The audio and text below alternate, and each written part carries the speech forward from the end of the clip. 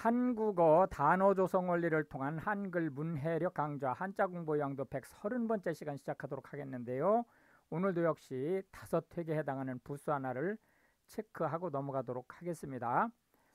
구멍이라는 의미의 혈, 이 혈이라고 하는 것은 특히 이제 한의학에서 기가 통하는 부위라는 의미로 또 쓰고 있으니까요. 그리고 이제 또 묘자리라는 의미의 혈로도 쓰고 있으니까 그건 이제 참고하시면 되겠고요. 대표적인 한자로는 비었다라는 의미의 공자, 자기 자신, 즉 구멍이라는 혈자, 창문이라는 창자, 그리고 달려들다, 그런 의미의 이 돌자, 이런 것들이 이제 있겠습니다. 오늘 첫 번째 한자는 공자를, 두 번째 한자는 창자를 살펴보도록 하겠습니다. 공이라고 하는 것은 비었다라는 뜻인데요. 허무하다, 그런 의미를 함께 가지고 있습니다. 그래서 이 공자는 비었다라는 말과 그러니까 아무것도 없다라는 말, 그 다음에 가치가 없다, 허무하다, 대가가 없다, 이런 의미를 함께 가지고 있다라는 점 참고하시면 되겠습니다. 하나, 둘, 셋, 넷, 다섯, 여섯, 일곱, 여덟 해서 총 8획에 해당하는 한자가 되겠습니다. 비었다 또는 허무하다, 가치가 없다 라는 그런 의미의 이 공자가 되겠습니다. 허공 하면 땅, 지구를 이렇게 볼 때 이 지표면 위에서부터 하늘까지를 허공이라고 얘기를 하는데, 이 허공이라는 그 내재적인 의미는 아무것도 없다는 뜻을 내포하고 있습니다. 그래서 공중에 나는 새가 있다든지 비행기가 날아가고 있다든지 또는 울창한 숲처럼 뭔가가 이렇게 공중을 가리고 있다든지 이런 것들은 이 허공이라는 개념에서는 약간 거리가 있는 겁니다. 이제 공중이라고 하는 것은 허공하고 같은 섹터에 있습니다. 그런데 이제 여기서 공중이라고 하는 것은 이 안에 무엇인가가 차 있을 수 있다 라는 의미를 가지고 있습니다. 예를 들어서 여기에 공기가 있을 수도 있고 비행기가 날 수도 있고 새들이 날아갈 수도 있고, 이런 의미의 현재는 이 지표면 위에서부터 하늘 위까지를 그 공간적으로 볼 때 허공이 아무것도 없다라는 의미에 초점이 있는 반면에 공중은 여기에 뭔가가 살아 있을 수 있고 날아갈 수 있고 이런 공간이라는 의미를 가지고 있다. 공기라고 하는 것은 허공이나 공중을 채우는 가스를 얘기합니다. 통상 우리가 공기 그러면 실제 공기 중에는 질소가 제일 많지만 사람이나 동물, 식물이 살아가는 데 있어서 제일 중요한 것이 이제 산소하고 이산화탄소이기 때문에 양에 불구하고 아무 소리 없이 그냥 공기 그러면 산소라는 의미를 가질 수 있습니다. 그래서 이제 그 문맥을 볼 때 이게 허공이나 공중을 채우는 가스냐 그렇지 않으면 산소라는 가스냐라고 하는 차이가 있을 수 있다. 공간이라고 하는 것은 비어있는 자리,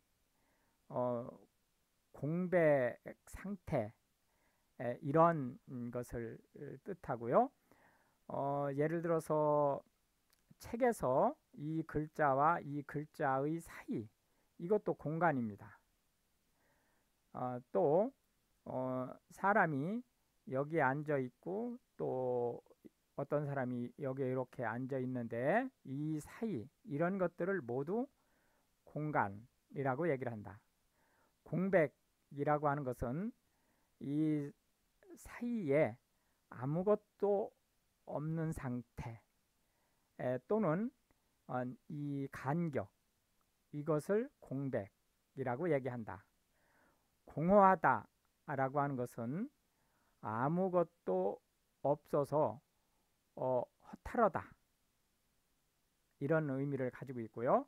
공항이라고 하는 것은 이 공중을 날아다닐 수 있는 장치들 우리가 통상 비행기라고 하는 이 장치들이 이륙하거나 착륙하거나 또는 계류하는 그러한 시설들을 공항이라고 얘기를 하고 공책이라고 하는 것은 책으로 이렇게 묶여 있는데 활자로 어떤 내용이 있는 게 아니고 비어 있는 책을 얘기하는 거죠. 그래서 이거를 우리가 사용자가 메모를 할 수 있는 책이라고 해서 공책이라고 얘기를 한다. 공짜라고 하는 것은 값이 없는 것, 그러니까 가져가는 사람이 그냥 임자인 것을 얘기합니다. 공군이라고 하면 하늘을 나르는 기술을 이용한 국군, 군사력을 공군이라고 얘기를 한다.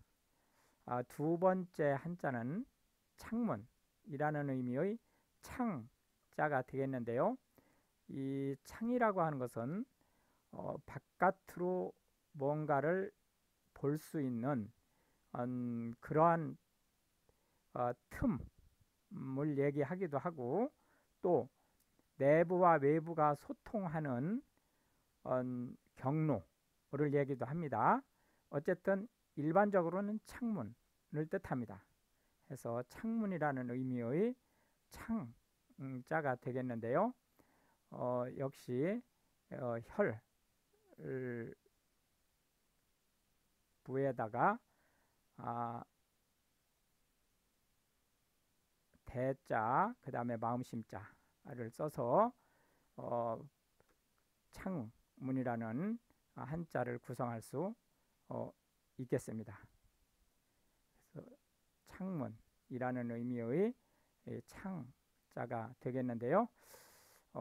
획수를 한번 체크를 해보면 하나, 둘, 셋, 넷, 다섯, 여섯, 일곱, 여덟, 아홉, 열, 열하나. 이 부분이 이렇게 인쇄할 때는 두 획으로 쓰지만 사람이 손으로 쓸 때는 한 획으로 계산할 수 있습니다. 그래서 그 부분 참고하시고요. 창문 하면 통상 벽의 일부를 문으로 낼 수 있도록 만든 프레임을 창문이라고 얘기를 한다. 창가라고 하면 창문 바로 옆, 이 창가는 건물로 볼 때 바깥일 수도 있고 아닐 수도 있어요. 그런가 하면 이 창가라는 말 자체가 창 옆에 있는 좌석이라는 의미를 가지고 있습니다. 비행기를 타면서 창가로 주세요. 그러면은 창에 붙어 있는 시트를 달라는 얘기죠. 예, 그런 의미를 볼 수 있고, 그 다음에 이제 발코니 그 어떤 의자라든지 이런 거를 갖다 놓고 있을 때 그걸 역시 창가라고 얘기할 수 있습니다. 창밖이라고 하는 것은 창가 중에서 건물 바깥쪽의 위치를 창밖이라고 얘기를 하고, 실제 이 창밖은 꼭 창하고 붙어 있는 것뿐만이 아니고 좀 떨어져 있어도 돼요. 창밖으로 비가 내린다 이런 표현이 가능하죠. 창틀이라고 하는 것은 창문을 만들 수 있는 도구, 프레임을 얘기를 합니다. 창살이라고 하는 것은 주로 이제 방범을 목적으로 해서 창문을 외부에서 열고 들어오지 못하게 하는 역할을 하는 안전망을 얘기를 하고, 통상 그건 새로 만들기 때문에 파손하기 쉽지 않게 하기 위해서 쇠창살이라는 말로 쓰고 있다. 동창 또는 동창생이라고 하는 말은 같은 학교의 졸업생을 얘기합니다. 통상 졸업하지 않은 재학생한테는 동창이라는 얘기를 하지 않습니다. 동창이라는 말과 동일한 말로 동문이라는 그 말을 쓰고 있는데, 이 동창은 동문보다는 조금 협의로 쓸 수 있어요. 예를 들어서 동문은 그 학교 이름을 쓰는 졸업생은 모두 동문이라고 할 수 있는데, 예를 들어서 생활과학을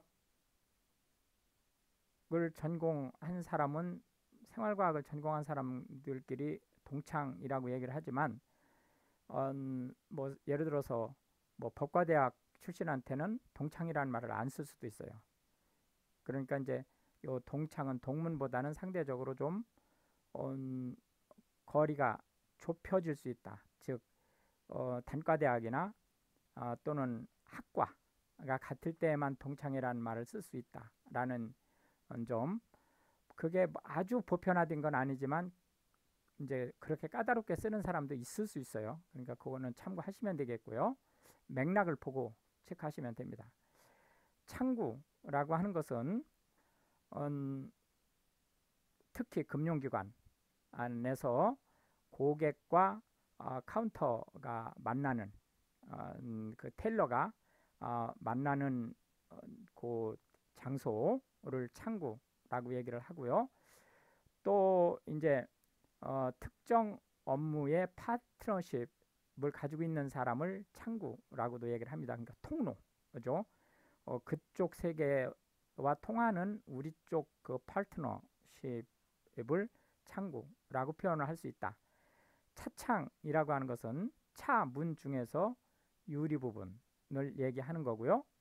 창호라고 하는 것은 창문과 일반 대문, 이런 문, 현관문, 이런 문을 모두 포함한 것을 우리가 창호라고 얘기를 하는데, 창호지 그러면은 그 의미하고 조금 변색돼서 닭이라고 하는 나무가 있습니다. 그 닭이라고 하는 나무로 종이를 만들어서 그 문살에 붙여서 이제 내 외부간 투명성을 없애는 그러한 종이를 창호지라고 하고, 한국의 그 전통적인 종이 제작법에 의해서 만들어지는 종이다. 창호지는 상대적으로 질기면서 흡습력이 좋기 때문에 붓글씨를 쓸 때 창호지를 사용할 수 있습니다. 물론 창호지보다 더 좋은 습자용 종이로 이제 그 쓸 수 있지만 창호지로 쓸 수도 있다. 그 다음에 철창이라고 하는 것은 창문에 살을 이렇게 창살로 덧붙이지 않고도 창문의 살을 쇠로 그러니까 창문 전체를 다 쇠로 한 거죠. 틀도 쇠로 하고 그 창문 틀도 쇠로 하고 그 창의 격자도 쇠로 하는, 그거는 이제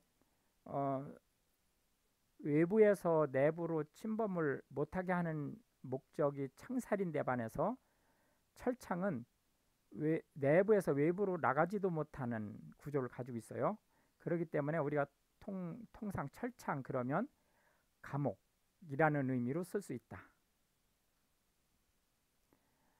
마지막 한자는 동자가 되겠는데요. 어, 동네라는 의미의 동자입니다. 물수를 나타내는 삼수변에 한 가지라는 의미의 이 동자로 이루어지는데요. 이 동자는 허공이라는 의미를 가질 수 있어요. 그리고 이게 통이라고 발음될 때가 있습니다. 통이라고 발음될 때는 지혜롭다라는 의미를 가지고 있습니다. 그러니까 그런 부분들 감안해서 보시면 되겠고요. 둘, 셋, 넷, 다섯, 여섯, 일곱, 여덟, 아홉 해서 총 9획에 해당하는 한자가 되겠습니다. 그래서 동자가 되겠습니다. 그리고 어쩌다가는 통이라는 의미로 저 발음으로 읽을 때도 있다라는 점 체크하시면 되겠고요. 동네 그러면은 한자어로는 동리라고 쓰여집니다. 동리라고 쓰고 동네로 읽을 수 있어요. 동리로 읽을 수도 있습니다. 같은 말이기 때문에 어떻게 발음하든 상관없습니다. 요거는 통상적으로 상황을 이 동네에 사는 사람들의 상황을 서로 알 수 있는 정도의 마을을 통상 동네라고 하는데 현대 사회에서는 사실상 불가능한 얘기죠. 말이 동네지 실질적으로 동네라는 의미는 이제 사라졌고 그냥 단순히 같은 행정구역에 사는 사람들의 입장이 된 거죠. 달동네 그럼 지금은 달동네가 사실상 없어졌습니다. 뭐 100% 없어졌다고는 할 수 없지만은 사실상은 없어졌죠. 이거는 이제 어떤 구조냐면 특히 한국에서 이제 뚝방이라든지 산복 쪽이라든지 이런데 이렇게 높은 지역 그러니까 이제 아주 헐값이죠. 이런데 건물을 허름하게 져가지고 거의 만 두세 평에 한 집이 살 수 있는 뭐 10평 이하 정도에서 한 집이 살 수 있는 아주 다닥다닥 붙어 있는 그 생활 공간을 우리가 달동네라고 하는데 달이 손에 잡힐 듯이 높은 지역에 있다라고 해서 달동네라고 하는 거예요. 지금은 이제 달동네가 사실상 거의 없어졌습니다. 안양동 할 때 이 동자가 바로 한자로 이 동자 마을 동자를 씁니다. 그러니까 여기에 만약에 숭인동 또는 어떤 마을을 쓰는 어떤 동을 여기다가 붙이면 이 동이 바로 요 마을 동자를 쓴다. 동장 그러면 그 동사무소의 헤드인 사람을 얘기하는 거요. 그 직위를 얘기하는 거죠. 동사무소 지금은 이제 동사무소라는 말을 안 쓰고 주민센터라는 말로 쓰고 있죠. 동 업무를 보는 기관 관공서를 얘기하는 거고요. 동구라고 하는 것은 마을의 입구 또는 마을 어구를 얘기하는데 동구 밖 그러면 그 입구 바로 그 근처를 얘기합니다. 이제 위치로 볼 때는 마을에서는 바깥쪽이죠. 밖이니까. 동굴 그러면 자연적으로 또는 인공적으로 만든 것 중에서 특히 자연적으로 만든 것을 얘기합니다. 땅 속에 자동으로 자연적으로 그 허공 공간이 이제 만들어진 것을 동굴이라고 얘기를 하고요. 이 동굴의 이제 대표적인 것이 석회암 동굴이죠.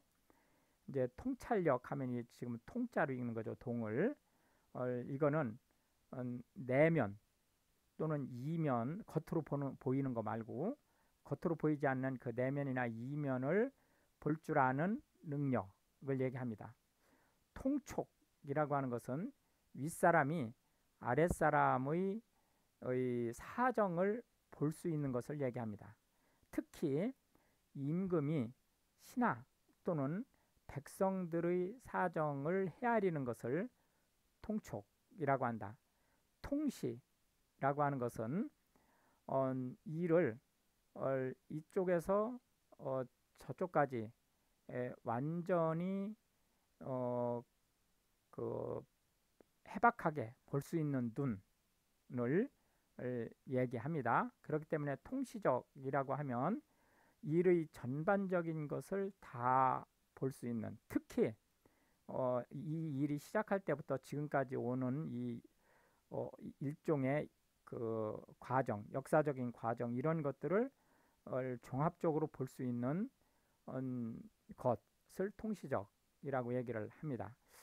그리고 이제 여기에 소개는 안 했지만 통달하다라는 의미가 원래 통달하다가 이 통하다라는 이런 의미의 통자를 원래는 쓰는데 실제로는 이 동자를 통으로 쓸 수 있어요. 해서 통달하다 그러면 특정한 기술에 아주 해박하고 솜씨가 뛰어나다 이런 의미로 쓸 수 있다.